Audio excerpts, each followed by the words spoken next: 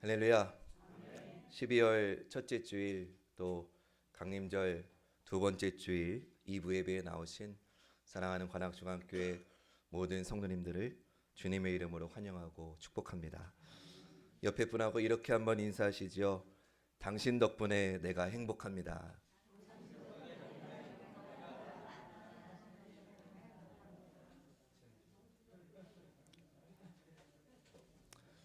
정말 그러시죠? 네. 당신 덕분에 내가 행복한 까닭은 우리는 모두 주 안에서 하나이기 때문입니다. 하나 되게 하시는 우리 주님의 은혜와 평강이 다시 한번 우리 모두와 함께 하시기를 간절히 축원합니다. 여러분, 사람이 쉽게 변하던가요? 아멘입니까? 사람은 쉽게 변하지 않는 것 같아요. 분명한 것 같아요. 사람이 변하면, 어느 날 갑자기 변하면 어떻게 된다는 말도 있어요. 옆에 분하고 한 번 더 인사합시다. 너무 갑자기 변하지 마세요.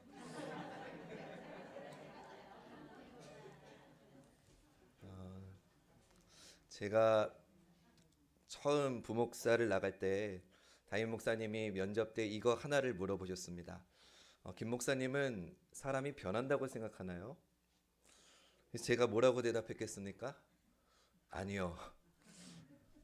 제가 강원도에서 5년여 동안 어르신들 목회해 보니까 쉽게 변하지 않더라고요.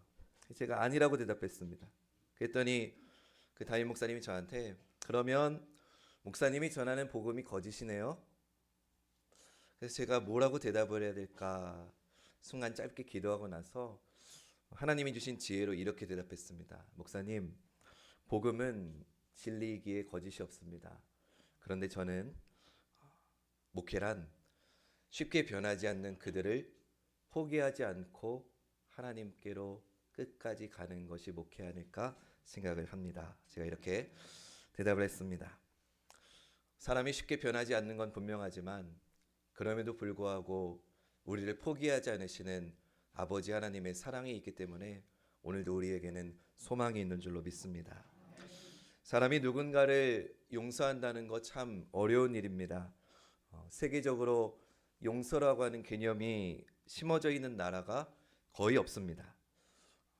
지금 제가 드리는 이야기는 가볍게 드리는 거니까 혹시 이 나라하고 관계 있는 분들이 너무 진지하게 받아들이지 마시기 바랍니다. 일본 사람 어떤가요? 일본 사람 절대 용서하지 않습니다. 사무라이 정신에는 자결을 했으면 자결을 했지 절대로 용서가 없습니다. 아랍 사람은 어떤가요? 마찬가지로 용서하지 않습니다. 이에는 이, 눈에는 눈, 반드시 복수합니다. 중국 사람 어떤가요? 절대로 용서하지 않습니다. 여러분, 우리가 옛날에 많이 보던 중국 영화들 주제가 뭐였습니까? 내 부모님의 원수, 산 넘고 물 건너서 반드시 복수하고 오는 거, 그게 주제 아니었습니까? 중국 사람들 용서 없습니다. 인도 사람 어떤가요? 인도 사람도 용서하지 않습니다. 인과응보, 까르마, 자기의 업대로 자기가 심은 대로 거둔다는 겁니다. 용서 없습니다. 반드시 갚아줍니다. 그런데 그 중에서 그나마 용서가 있는 나라가 우리 대한민국입니다. 우리나라의 용서는 이렇습니다. 좀 과격한 표현이지만 양해해 주십시오. 너 이번에 한번 봐준다. 한 번 더 그러면 죽을 줄 알아. 이게 바로 우리나라식 용서지요. 그런데 두 번째 또 잘못했다. 그래도 봐줍니다. 근데 이렇게 말합니다. 지난번에 한번 봐줬는데 너 또 그랬어? 이리 와. 근데 너 인생이 불쌍해서 내가 한 번 더 봐준다. 가봐. 이게 두 번째 용서입니다. 세 번째 잘못하면 우리나라도 용서하지 않습니다. 너 세 번이나 봐줬는데 또 똑같이 잘못했어? 너 일로 와. 너 첫 번째, 두 번째 봐준 것까지 다 같이 가중처벌이야. 그래서 우리나라의 용서는 사실 엄밀히 말하면 집행유예가 아닐까 생각해 봅니다. 왜 아무도 안 웃으시죠? 오늘 저는 이렇게 용서가 힘든데 진정한 용서가 어디로부터 나오는지 여러분하고 좀 나누어 보고 싶습니다. 우리를 변화시키는 만남이 무엇일까? 빌레몬서 말씀을 통해 잠시 나누려고 합니다. 빌레몬이라고 하는 사람은요, 골로새 교회의 지도자입니다. 당시의 교회는 건물이 아니고 사람들이 모이는 모임이었습니다. 그러니 모이려면 모일 수 있는 장소가 있어야 됩니다. 박해 때에는 뭐 산이나 지하에서 동굴에서 모였지만 그렇지 않을 때에는 가정에서 모였습니다. 가정에서 모이려면 많은 사람들이 모여서 맞이할 수 있는 그런 여유로운 공간의 집이 있어야 되고 또 모인 사람들을 대접할 수 있는 능력도 재력도 있어야 됩니다. 그것을 할 수 있었던 능력 있는 사람이 빌레몬이었습니다. 빌레몬은 자기 집에 교회를 가지고 있었고 더군다나 노예를 부릴 수 있을 정도의 능력이 있는 그런 사람입니다. 바울 사도가 활동하던 이 당시에는 노예 제도가 있었습니다. 로마 시대 때 노예는요, 사람이 아닙니다. 쉽게 말하면 말이 통하는 짐승이 노예였습니다. 노예는 사람으로 취급하지 않았습니다. 그래서 주인은 자기의 노예를 재산처럼 마음대로 팔기도 하고 사기도 했습니다. 심지어는 마음에 들지 않으면 그 노예를 죽일 수도 있었습니다. 당시의 로마법으로 주인에게서 도망친 노예는요, 다시 붙잡히면 십자가형에 처해질 수도 있었습니다. 노예 제도는 이 로마 제국을 그 경제를 밑받쳐주는 그 경제를 유지하는 아주 중요한 기저였다는 것을 우리가 알 필요가 있습니다. 근데 그런 상황 속에서 빌레몬의 집에 오네시모라고 하는 노예가 있었습니다. 이 오네시모가 주인 빌레몬에게 적지 않은 해를 끼치고 도망을 간 겁니다. 골로세라고 하는 지역은 소아시아에 있었던 도시였는데 이 노예 오네시모가 도망을 간 곳이 어디였느냐? 로마까지 도망을 갔습니다. 왜 로마로 도망을 갔느냐? 당시 사람들의 사고 속에는 로마가 도망갈 수 있는 땅끝이라고 생각이 있었기 때문입니다. 그러니까 노예가 도망갈 수 있는 가장 먼 곳까지 숨어서 이 오네시모가 도망을 간 거죠. 그런데 이 오네시모가 도망을 간 로마에서 예수님을 영접합니다. 예수 그리스도를 영접합니다. 그리고는 바울 사도를 만나게 된 거예요. 이야기를 해보니까 너 도망 나온 노예네. 너 어디 살았어? 빌레몬이요. 골로새요. 그래? 나 그 골로새에 아는 사람 있는데 너 섬겼던 주인이 누구냐? 빌레몬이요. 나 빌레몬 잘 아는데 지금 상황이 이렇게 된 겁니다. 여러분 도망갈 거면 잘 가시기 바랍니다. 이왕 도망갈 거면 잘 도망가야죠. 빌레몬하고 가장 잘 아는 바울을 가장 멀리 도망갔다고 생각한 로마에서 다시 만난 겁니다. 이것이 사도 바울이 빌레몬서를 써 보내게 된 배경입니다. 도망 나온 오네시모를 어떻게 처리해야 될까? 이것이 빌레몬서의 주된 요지입니다. 노예이기는 하지만 이제는 복음을 받아들인 믿음의 형제가 되었습니다. 이제 이 편지의 내용을 보면 첫 부분에서는 인사를 하고 그 다음에 중요한 게 나옵니다. 칭찬을 합니다. 신앙생활을 잘하고 있다는 것을 내가 알고 있다고 칭찬을 합니다. 4절부터 7절 말씀 보시죠. 내가 항상 내 하나님께 감사하고 기도할 때에 너를 말함은 주 예수와 및 모든 성도에 대한 내 사랑과 믿음이 있음을 들음이니 이로써 내 믿음의 교제가 우리 가운데 있는 선을 알게 하고 그리스도께 이르도록 역사하느니라. 형제여, 성도들의 마음이 너로 말미암아 평안함을 얻었으니 내가 너의 사랑으로 많은 기쁨과 위로를 받았노라. 아멘. 바울이 빌레몬을 칭찬합니다. 그런데 칭찬을 하는 의도가 있습니다. 여러분 우리나라 사람 말은 끝까지 들어봐야지 알 수 있다고 말하잖아요. 가장 마지막에 말하는 게 진짜 의도입니다. 살아온 얘기 이런 얘기 저런 얘기 다 한 다음에 그런데 말이야 박준영 목사 나 돈 좀 꿔줘. 이게 진짜 하고 싶었던 말인 거예요. 지금 바울도 마찬가지예요. 진짜 하고 싶은 얘기는 뒤에 나오는 거예요. 진짜 하고 싶은 부탁이 있기 때문에 빌레몬을 칭찬한 겁니다. 이 부탁이 빌레몬의 본론입니다. 부탁의 내용은 도망 나온 이 노예 오네시모에 대한 부탁이에요. 오네시모가 여기 있는데 이 사람을 용납해 줬으면 좋겠다는 겁니다. 어느 정도로 받아주느냐? 나에게 대하는 것처럼. 빌레몬 당신이 나에게 대하는 것처럼 이 사람을 대해달라고 부탁합니다. 11절에서 17절 말씀 보시죠. 그가 전에는 내게 무익하였으나 이제는 나와 내게 유익함으로 내게 그를 돌려보내노니 그는 내 신복이라. 그를 내게 머물러 있게 하여 내 복음을 위하여 갇힌 중에서 내 대신 나를 섬기게 하고자 하나 다만 내 승낙이 없이는 내가 아무것도 하기를 원하지 아니하노니 이는 너의 선한 일이 억지같이 되지 아니하고 자의로 되게 하려 함이라. 아마 그가 잠시 떠나게 된 것은 너로 하여금 그를 영원히 두게 함이리니 이후로는 종과 같이 대하지 아니하고 종 이상으로 곧 사랑받는 형제로 둘 자라.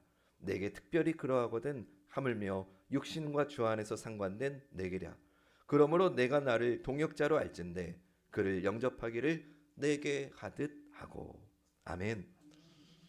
여러분, 이 내용이 지금 우리에게는 뭐 별 그렇게 어렵지 않은 내용처럼 받아들일지 모르겠지만 이 시대 속에서 이 로마의 노예 제도 속에서는요, 이거는 결코 있을 수 없는 일입니다. 노예는 사람이 아닌데요, 말이 통하는 가축인데 뭘 가축을 나한테 받아들이라 말라야, 이게 당연한 상식이었습니다. 어쩌면 사도 바울의 이런 부탁은 아주 난감한 비상식적인 부탁이었습니다. 그런데 사도 바울이 뭐라고 말합니까? 나는 빌레몬 당신이 이 오네시모를 받아줄 것을 믿어. 그리고 나는 당신이 반드시 그렇게 할 거라는 걸 나는 확신해라고 아주 못을 박습니다. 21절 말씀 볼까요? 나는 내가 순종할 것을 확신함으로 내게 썼노니 내가 내게 말한 것보다 더 행할 줄을 아노라. 아멘. 빌레몬이 사람이 잘못 걸린 거예요. 칭찬하고 부탁하고 또 그렇게 하리라고 확신까지 한다고 합니다. 이거를 전문 용어로 확인사살이라고 하죠. 빌레몬의 입장에서는 어떨까요? 아니, 이 양반 왜 이래? 알고 지낸다고 해가지고 지금 이게 나한테 할 만한 가당키나 한 말이야? 이런 입장이 충분히 들 법한 내용의 편지입니다. 그런데 그런 편지를 이 바울이 오네시모의 손에 들려서 지금 주인에게 가라고 합니다. 오네시모의 입장에서 한번 생각해 볼까요? 돌아가면 죽을 수 있어요. 주인에게 해를 끼치고 나간 노예가 붙잡히면 죽는 건데, 아니 자기 제발로 지금 찾아오는 겁니다. 어쩌면 바울이 손에 들려버린 이 편지, 주인이 화가 나가지고 보지도 않고 당장 끌고 가가지고 돌로 쳐 죽일 수도 있고 십자가형에 당장 처할 수도 있습니다. 아니, 편지를 봤다고 해도 이거 뭔 말도 안 되는 소리야, 무슨 가축을 뭘 어떻게 받아들이는 거 하면서 그냥 무시하고 당장 처벌할 수도 있습니다. 그러면 오네시모가, 예수 그리스도를 영접한 오네시모가, 바울 사도가 지금 이 편지를 써서 그에게 보낼 때 지금 빌레몬 주인을 찾아가는 오네시모의 심정에 그가 지금 믿고 의지할 수 있는 것은 무엇일까요? 바울 사도가 써준 편지일까요? 아닙니다. 그 편지는 보지도 않고 그냥 찢겨지고 자기는 죽을 수도 있습니다. 그러면은 지금 이 오네시모가 붙들 수밖에 없는 건 뭡니까? 복음 안에서 자기를 받아주신 예수 그리스도. 할렐루야. 예수 그리스도를 향한 그 믿음밖에는 이 오네시모가 의지해서 갈 수 있는 것은 아무것도 없었다는 거예요. 사도 바울의 입장에서 생각해 볼까요? 이 오네시모의 문제를 해결하는 가장 간단한 방법은요, 이 편지를 오네시모를 통해서 보내는 게 아니고 그냥 보내는 겁니다. 빌레몬, 당신한테 온 노예가 하나 있는데 여기에서 복음을 영접하고 나 만났어. 그러니까 이제부터는 내 옆에 두고 내 수종 들게 하면 어떨까?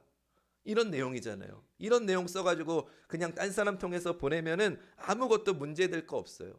빌레몬 입장에서도 뭐 가축 한 마리 없어지는 거 눈 하나 깜짝할 일 아니에요. 쟤 또 저기서 저러고 있네. 역시 가축은 가축이야. 그래요. 당신 가지세요. 당신 마음대로 하세요. 이러면 간단히 해결될 일 아닙니까? 그런데 왜 굳이 노예를 돌려 보내는 겁니까? 사도 바울의 의중이 뭡니까? 지금 이 노예 오네시모를 어떻게 받아들이라는 겁니까? 이제는 더 이상 노예가 아니라 믿음의 형제로 받아들이라는 거예요. 이 편지를 들고 가는 사람은 이제 당신의 이전의 노예가 아니고 이 사람은 당신과 똑같이 하나님의 자녀요, 예수 그리스도를 영접한 믿음의 형제라는 것을 인정하고 받아들이라는 의미예요. 그렇기 때문에 사도 바울이 나를 대하는 것처럼 당신이 이 오네시모를 받아주십시오라고 부탁을 하는 겁니다. 당시의 상식으로는 있을 수 없는 일인데 사도 바울이 왜 이런 부탁을 합니까? 사도 바울 역시 예수 그리스도를 의지하기 때문에 이런 부탁을 하고 있는 것입니다. 마지막으로 빌레몬의 입장에서 한번 생각해 볼까요? 편지를 들고 자기에게 해를 끼친 노예 오네시모가 왔습니다. 자기에게 손해를 끼쳤던 그가 예수 그리스도를 믿는 믿음의 사람이 됐습니다. 빌레몬은 자기의 집에서 교회 모임을 하고 그 교회의 지도자로 있었던 사람입니다. 그런데 오네시모가 온 거예요. 이제 어떻게 해야 됩니까? 여러분이 빌레몬이라면 어떻게 하시겠습니까? 용서하실 수 있습니까? 빌레몬서 말씀을 가지고는 이 빌레몬이 오네시모를 받아들였는지, 믿음의 형제로 받아들였는지, 그렇지 않은지는 성경이 말하고 있지 않기 때문에 알 수 없습니다. 그런데 전승을 보면 이그나티우스라고 하는 감독이 안디옥 교회에서 50년 동안 사역하다가 순교를 당하게 됩니다. 그 순교를 받기 위해서 로마로 압송되던 길에 에베소에 머물게 됩니다. 이 감독이 에베소에 머물 때 자기의 여정을 다 기록을 남겼어요. 근데 그때 자기를 찾아왔던 에베소에 찾아왔던 골로새 교회 지도자 이름에 누가 있느냐? 오네시모가 있었습니다. 무슨 말입니까? 노예였던 오네시모가 빌레몬이 이때 믿음의 형제로 받아들인 이후에 그 교회의 지도자가 됐다는 겁니다. 할렐루야. 사랑하는 여러분, 우리 눈에는 쓸모없어 보이는 사람이 보일 때도 있습니다. 야, 저 사람은 안 돼. 저 사람은 죽었다 깨어나도 안 변해. 저 사람은 절대로 교회 일꾼이 될 수 없어. 근데 우리가 그렇게 정죄하고 단언해서는 안 되는 이유는요, 우리 하나님은요, 우리 주님은요, 언제나 우리의 지금의 모습이 아니라 변화될 우리의 가능성의 모습을 보아주시는 분이 우리 하나님이시기 때문입니다. 베드로 보세요. 세상 모든 사람들이 주님을 부인한다고 해도 죽어도 자기는 주님을 떠나지 않겠다고 단언했죠. 호언장담했잖아요. 제가 예수님이라면 그 베드로에게 야, 네가 어떻게 나한테 그럴 수 있냐? 세상 다른 사람 몰라도 너만큼은 어떻게 나한테 이럴 수 있느냐고 그렇게 질책했을 것 같아요. 근데 주님은 부활하시고 나서 그 베드로를 다시 찾아오시잖아요. 왜 찾아오십니까? 그의 지금의 실망의 모습이 아니라 정말 지어주신 이름 베드로 반석처럼 교회를 든든하게 세우는 반석의 사역을 감당할 그의 가능성을 주님은 보아주셨기 때문인 줄로 믿습니다. 하나님은 언제나 우리의 가능성을 보아주시는 분이에요. 지금 교회에서 막 천방지축 떠들고 막 장난치고 뒤엎고 쓰러지고 예배 시간에 꽥꽥 소리 지르고 그런 애들 있죠? 그런 애들이 나중에 하나님께 크게 쓰임 받습니다. 할렐루야. 그러니까 여러분들은 지금의 모습으로 정죄하고 판단하고 혼내는 게 아니라 그의 가능성을 믿음으로 축복해 주시면서 그 아이를 통해 큰 영광 받으실 우리 자녀들을 통해, 우리 학생들을 통해, 우리 청년들을 통해, 우리 청장년들을 통해, 우리 장년들을 통해, 우리 노년들을 통해 영광 받으실 하나님을 찬양하는 우리 교회가 되기를 간절히 축원합니다. 사랑하는 여러분, 사람은 쉽게 변하지 않습니다. 그런데 오늘 말씀에는 변화된 사람의 모습을 볼 수 있습니다. 어떻게 그게 가능합니까? 죽을 수 있는데 자기 발로 용서를 빌려가는 거 어떻게 그게 가능합니까? 자기에게 해를 끼친 말하는 짐승 노예를 이제 믿음의 형제로 받아들이는 거 어떻게 그게 가능합니까? 도대체 이들을 변화시킨 그 요인이 무엇입니까? 간단합니다. 바로 예수 그리스도의 만남이 그것을 가능하게 한 것입니다. 오네시모가 예수 그리스도를 만났기 때문에, 빌레몬이 바울 사도의 권면을 통해서 예수 그리스도에 대한 기억을 다시 되새겼기 때문에 그들은 변화의 삶을 이어갈 수 있었던 것입니다. 그래서 오늘 말씀 제목이 나를 변화시키는 만남입니다. 나를 변화시키는 만남은 오직 예수 그리스도를 통해 가능한 줄 믿으시기 바랍니다. 마지막으로 생각해 볼 게 있어요. 주인에게 해를 끼치고 도망간 노예가 돌아와서 이제는 믿음의 형제가 되었습니다. 그렇다면 그 집에 남아 있었던 다른 노예들은 어떻게 됐을까요? 같이 예배를 드리는 노예들은 어떻게 되었을까요? 아마 그날부터 다른 노예들도 마찬가지로 믿음의 형제로 받아들여졌을 겁니다. 당시 제가 이 로마 시대 때 노예 제도는 로마의 경제를 밑받침하는 가장 든든한 버팀목이었다고 말씀드렸습니다. 경제가 갑자기 변하는 건 결코 쉽지 않습니다.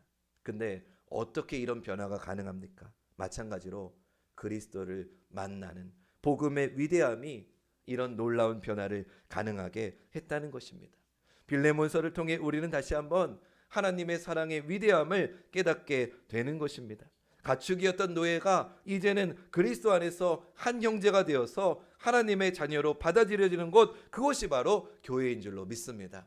그래서 저는 교회는 하나님 안에서 다 똑같다고 저는 믿습니다. 세상에서 높임받는 사람이 교회 와서 높임받는 거 아닙니다. 세상에서 많은 사람들의 인정받는 사람이 교회에서도 똑같이 인정받는 거 아닙니다. 만약에 이 자리에 문재인 대통령이 오셔가지고 예배를 드린데 목사인 제가 가가지고 아이고 대통령님 오셨습니까? 굽신굽신 설교는 뒷전이고 대통령님 오셨으니까 어디가 제일 편할까요? 이거 아닙니다. 대통령의 할아버지가 와도 우리는 이 자리에서는 하나님을 예배하는 똑같은 한 자녀인 줄로 믿습니다. 그것이 교회입니다. 빌레몬서 마지막 부분에서 바울이 이런 말을 합니다. 18절과 19절 말씀 보시죠. 그가 만일 내게 불의를 하였거나 내게 빚진 것이 있으면 그것을 내 앞으로 계산하라. 나 바울이 친필로 쓰노니 내가 갚으려니와 내가 이외에 내 자신이 내게 빚진 것은 내가 말하지 아니하노라. 아멘. 바울 사도가 오네시모가 당신에게 불의를 행했거나 빚진 것이 있으면 내게 달아놓으라고 합니다. 내가 가서 계산하겠다고 합니다. 여러분, 이것을 다른 말로 하면 책임을 지겠다는 겁니다. 책임을 지는 게 중요합니다. 책임을 지는 게 사랑이고 진짜 용서는 책임을 지는 겁니다. 내가 책임을 지겠다는 겁니다. 여러분, 제가 이 시간에 간곡히 부탁을 드리고 분명히 말씀을 드립니다. 지금까지 있었던 우리 관악중앙교회의 그 어떤 불협화음, 어떤 분열, 어떤 오해, 어떤 다툼이 있었든지 오늘 이 시간 이후로 그 모든 책임은 그 분열을 일으킨 당사자도 아니고 상처를 받은 그 누구도 아니고 그 모든 책임은 이제 아무것도 아니지만 하나님께서 관악중앙교회 담임으로 세워주신 저에게 있다는 것을 분명하게 말씀드립니다. 제가 책임을 지겠습니다. 제가 여러분을 책임집니다. 이게 좀 교만한 말 같지만 잘 이해하셔야 됩니다. 왜냐? 사랑은 책임지는 것이기 때문입니다. 바울 사도가 말하잖아요. 내가 책임질 테니까 그를 받아들이라고 말입니다. 사랑하는 여러분, 진정한 용서는 내가 그 사람의 잘못을 내가 책임지는 거예요. 내가 잘못하지 않았지만 내가 그 사람을 품고 내가 그 사람의 모든 허물을 덮어주고 책임지겠다는 거, 그게 교회이고 그게 사랑입니다. 교회는 세상 집단처럼 네가 잘났네 못났네, 네가 잘했으니까 칭찬받고 넌 못했으니까 넌 열등감에 빠져, 이건 세상 집단입니다. 교회는 잘났어도 하나님의 영광 속에서 겸손한 것이고 못났어도 실수했어도 그리스도 예수 안에서 함께 보듬어주고 함께 손잡고 나아갈 수 있는 거, 그게 교회라고 저는 확신합니다. 동의하십니까? 교회는 그런 곳이 되어야 됩니다. 저 어린 목사가 뭘 책임을 진다는 거야. 근데 제가 이게 단순히 어떤 영웅 심리로 말하는 게 아니고요. 성경을 보면 죽을 수밖에 없는 우리, 죄는 우리가 지었는데 우리의 그 모든 죄를 책임져 주시는 분이 계십니다. 잘못은 우리가 있는데 하나님을 떠난 건 우리가 떠났는데 그 모든 것을 덮어주시는 분이 계십니다. 바로 우리 주 예수 그리스도가 그분인 줄 믿습니다. 아무도 우리 죄를 책임지지 않는데 하나님이 그냥 말로만 내가 용서할게 그러신 게 아니에요. 하나님은 사랑의 하나님이시면서 동시에 공의의 하나님이시기 때문에 하나님은 죄의 대가를 반드시 물으셔야 되는 거예요. 그 죄의 대가를 우리에게 물으심이 마땅한데 하나님은 영원한 희생제물 대신 예수 그리스도를 십자가에 다 못 박게 하시고 모든 물과 피를 쏟으시고 나의 하나님 어찌하여 나를 버리십니까? 라고 절규하는 아들의 음성에 귀를 닫으시고 눈을 닫으시고 입을 닫으시고 침묵하시며 그 십자가에서 우리를 살리시기 위한 하나님 아버지의 사랑을 확증해 주셨습니다. 그게 뭡니까? 하나님이 책임지시겠다는 거예요. 잘못은 우리가 있는데 예수 그리스도를 통해서 우리를 용서해 주시기 위해 하나님이 책임져 주시겠다는 거예요. 여러분, 세상에 어떤 부모가 내 새끼가 아프다고 울부짖는데 귀 닫고 눈 닫고 입 닫을 부모가 어디 있습니까? 한밤중에도 애가 열이 40도가 넘으면 들쳐업고 응급실로 가고 그것도 안 되면은 목사님 문을 두들겨서라도 목사님 내 새끼 죽게 생겼으니까 기도해 주십시오. 이게 부모만 아닙니까? 근데 하나님 아버지는 책임을 지시기 위해서 우리를 살리는 구원을 이루시기 위해서 우리를 용서하시기 위해서 당신의 아들의 마지막 절규까지도 못 본 척하시고 우리의 구원을 이루어 주신 사랑의 하나님이십니다. 하나님이 책임져 주시니까 우리가 용서함을 받은 겁니다. 우리의 죄가 없어진 게 아니라 우리의 죄는 똑같이 있지만 그리스도 예수의 보혈로 우리의 죄를 덮어주셔서 그 죄를 더 이상 보지 않으시겠다는 겁니다. 여러분, 착각하면 안 됩니다. 예수 믿었다고 해서 내 죄의 본성이 없어지는 거 아닙니다. 여전히 남아 있습니다. 육신의 장막을 갖고 있는 동안에는 여전히 이기심과 욕망과 내 주장과 내 어떤 주장, 갈등, 어떤 것도 변하지 않습니다. 근데 중요한 것은 그런 완고한 나를 변화시켜주는 것이 예수 그리스도를 통해서 가능하다는 겁니다. 관악중앙교회의 갈등을 어떻게 풀까요? 죽었다 깨어나도 풀 방법 없습니다. 무슨 어린애도 아니고 오세요 손잡고 화해하세요, 사랑한다고 하세요. 이게 말이나 됩니까? 나이 41 된 젊은 목사가 와가지고 제 부모님보다 어르신들 모아놓고 자 오세요 이제부터 우리 하나입니다. 이게 말이나 됩니까? 아무리 쥐어짜고 지혜를 구해봐도 제 머릿속에서는 이 모든 방법을 해결할 길을 찾을 수가 없습니다. 근데 그렇다면 어떻게 우리가 변할 수 있느냐는 거예요. 어떻게 우리가 서로 용서하고 어떻게 우리가 다시 사랑의 공동체가 될 수 있느냐? 방법은 딱 하나입니다. 여러분이 이미 알고 있습니다. 예수 그리스도를 마음 문을 열고 영접할 때 우리는 다시 하나가 될 수 있는 줄로 믿습니다. 강림절 그 용서의 주님이 지금 오고 계십니다. 바라기는 그 주님을 정말로 만나시기 바랍니다. 지금 여러분의 입장이 오네시모이든 빌레몬이든 나를 변화시키시는 그 주님과의 만남이 있을 때 그곳에 용서가 임하게 되는 줄로 믿습니다. 여러분의 마음에, 가정에, 일터에, 삶의 모든 걸음걸음에 그 무엇보다 우리 사랑하는 관악중앙교회 위에 주님의 만남에서 비롯된 놀라운 변화가 임하기를 주님의 이름으로 간절히 축원합니다. 이 시간